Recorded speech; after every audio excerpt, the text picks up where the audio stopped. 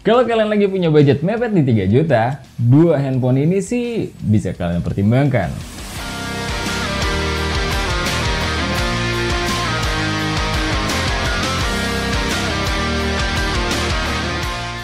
Hey Smart Buyer, gue Rizky. Kali ini kita akan compare dua handphone yang punya range ya mirip-mirip lah, yaitu Poco M4 Pro versus Infinix Note 11 Pro. Kira-kira gimana dengan plus minusnya? Let's check this out.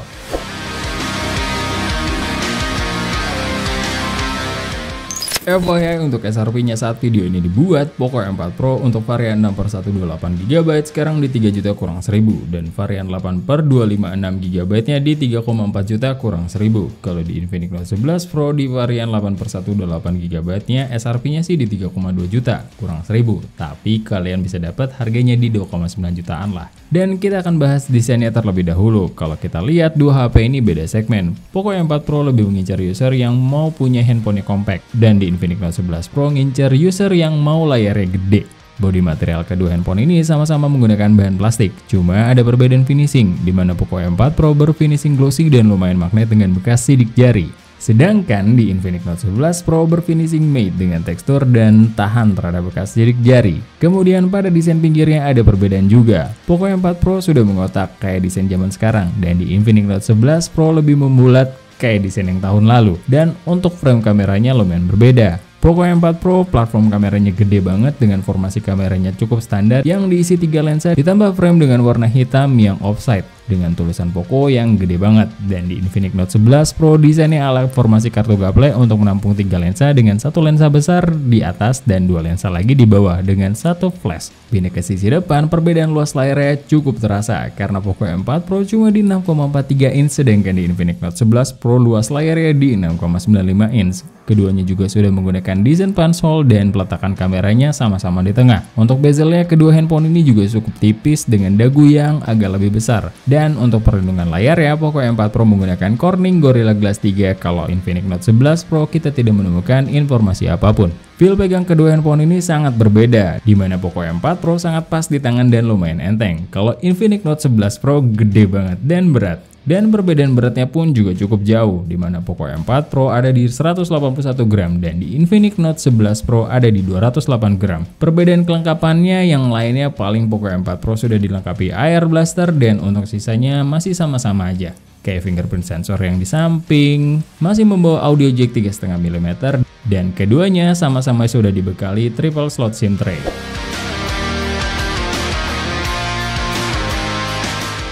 Dari segi display lumayan berasa perbedaan kelasnya, di mana Poco M4 Pro menggunakan panel AMOLED beresolusi Full HD Plus dengan refresh rate di 90Hz. Dan di Infinix Note 11 Pro hanya menggunakan panel IPS LCD beresolusi Full HD Plus tapi refresh rate-nya lebih tinggi di 120Hz. Saat kita bandingkan untuk memutar video HDR, hasil tone warnanya terasa sekali. Jangkauan warna Poco M4 Pro lebih luas daripada Infinix Note 11 Pro yang didominasi warna biru dan gamma yang cukup kencang. Kalau untuk scrolling menu dan penggunaan media sosial, baru deh Infinix Note 11 Pro lebih smooth karena sudah di 120Hz. Saat kita tes di controllable areanya Antutu, semua area layar kedua handphone ini bisa diakses dan gak ada masalah berarti. Untuk dukungan sentuhannya, Poco M4 Pro mensupport 10 jari dan di Infinix Note 11 Pro cuma di 5 jari dan keduanya cukup aman dan cukup responsif. Untuk speaker keduanya sama-sama membawa stereo speaker dan kalau kita dengerin speakernya ternyata cukup identik. Jangan-jangan hardware dan tuning suaranya dari tempat yang sama. Karakter suaranya cukup kuat di bass. Mid-nya biasa aja dan treble-nya agak kurang clear. Staging-nya juga standar dan clarity-nya cukup sempit.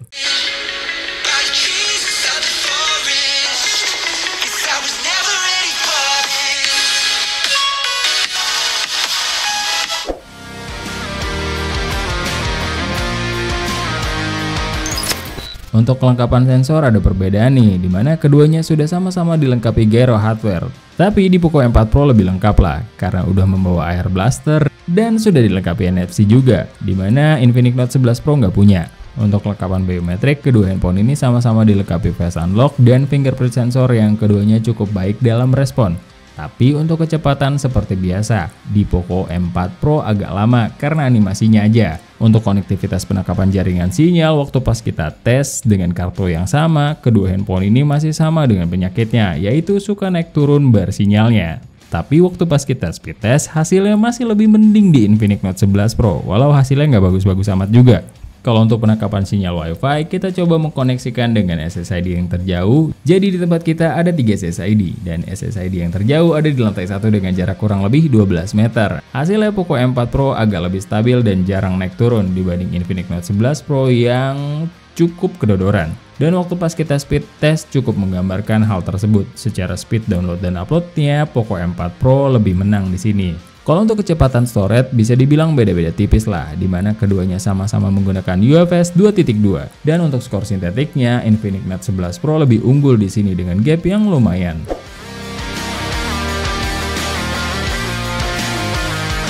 Dua HP ini membawa setup kamera yang berbeda. Poco M4 Pro kamera utamanya di 64 megapiksel, 8 megapiksel ultra wide, 2 megapiksel lensa makro, dan kamera selfie-nya di 16 megapiksel. Sedangkan di Infinix Note 11 Pro di 64 megapiksel di kamera utama, 13 megapiksel lensa tele, dan 2 megapiksel lensa depth. Dan untuk kamera selfie-nya beresolusi 16 megapiksel.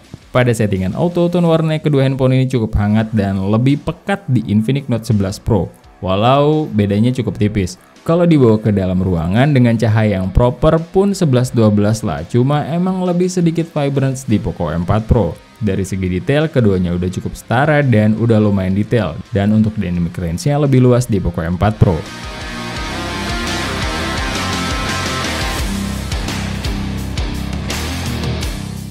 Untuk mode potretnya secara detail dan tone warna, kalau Poco M4 Pro masih konsisten dengan mode auto, di mana ada processing warna di sana. Tapi kalau di Infinix Note 11 Pro malah lebih mendekati natural dan apa adanya. Dari segi kerapihan, keduanya cukup rapi, tapi dari segi kedalaman bokeh, Poco M4 Pro masih lebih deep.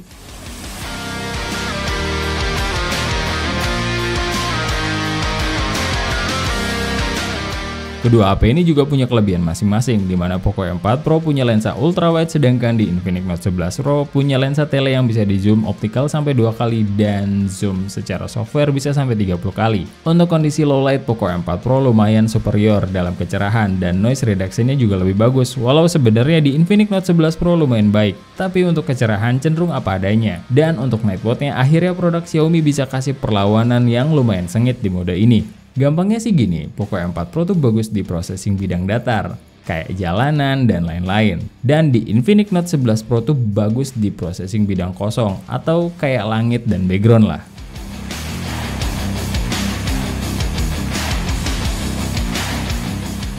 Untuk hasil kamera depannya, skin tone kita di Poco M4 Pro mendekati natural dan di Infinix Note 11 Pro cerah banget dan lumayan ngeping. Kalau kita aktifkan mode portrait yang secara kedalaman bokeh dan kerapian Poco M4 Pro lebih baik di sini. Dan kalau untuk tone warna keduanya masih sama aja dengan mode auto.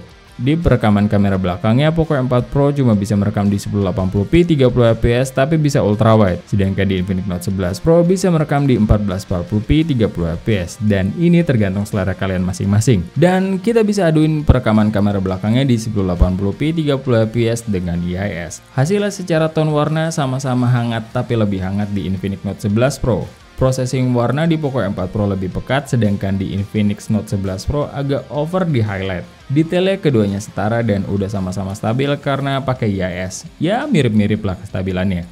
Di kamera depannya keduanya sama-sama bisa merekam di 1080p 30 fps dengan IIS. Yang hasilnya di sini Poco M4 Pro tone warnanya mendekati natural dibanding Infinix Note 11 Pro yang agak ngepink kalau kena direct sunlight. Untuk detail keduanya cukup setara dan keduanya udah sama-sama stabil. Dan ini adalah 1080p Poco M4 Pro di kiri dan Infinix Note 11 Pro di kanan. Kalian bisa cek sendiri hasilnya.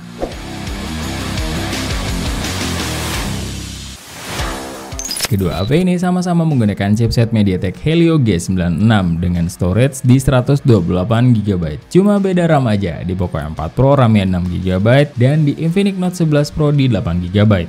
Kemudian Poco M4 Pro menggunakan MIUI 13 dan di Infinix Note 11 Pro menggunakan XOS 10 yang sama-sama berbasis Android 11. Pertama-tama kita coba speed test dulu dengan 10 aplikasi, 3 game dan 7 aplikasi ringan, diantaranya Call of Duty Mobile, Mobile Legends, PUBG Mobile, Netflix, Spotify, TikTok, Instagram, Play Store, YouTube, dan Google Chrome. Hasilnya kalau dari tes ini keduanya sama-sama bisa membuka 4 aplikasi lebih cepat. Pembedanya di Infinix Note 11 Pro 3 aplikasinya adalah game dan Poco M4 Pro cuma aplikasi ringan dan 2 sisanya seri. Lanjut lagi ke multitasking, kita buka 10 aplikasi yang tadi udah kita tes dan hasilnya perbedaan RAM lebih besar di Infinix Note 11 Pro kerasa, dimana Poco M4 Pro cukup banyak aplikasi yang reload. Setidaknya ada 2 game yang reload dan beberapa aplikasi lainnya. Tapi emang Infinix masalah multitasking emang juara sih. Diaduin sama Redmi Note 10S yang punya RAM sama juga Infinix masih megang kok.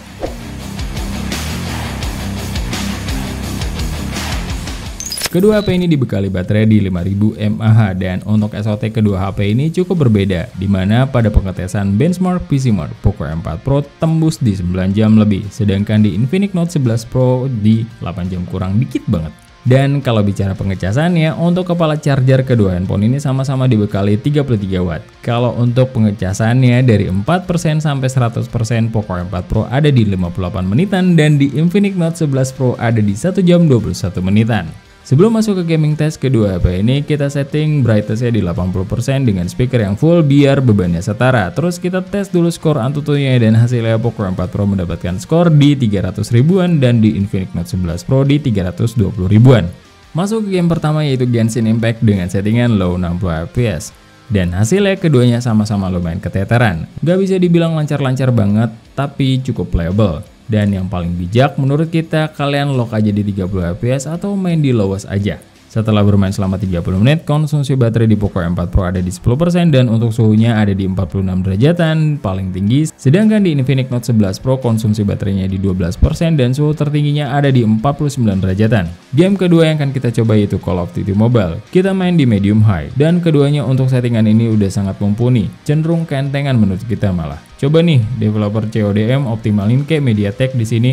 Untuk frame drop sih kita hampir gak nemuin aja, tapi yang jadi catatan nih ya, yang main pakai WiFi untuk Infinix Note 11 Pro jangan jauh-jauh ya device-nya dari modemnya, karena di Infinix Note 11 Pro suka hilang timbul. Setelah bermain selama 30 menit, baterai di Poco M4 Pro berkurang 9% dan untuk suhu tertingginya ada di 44 derajatan. Dan di Infinix Note 11 Pro konsumsi baterainya ada di 10% dan untuk suhu tertingginya ada di 46 derajatan.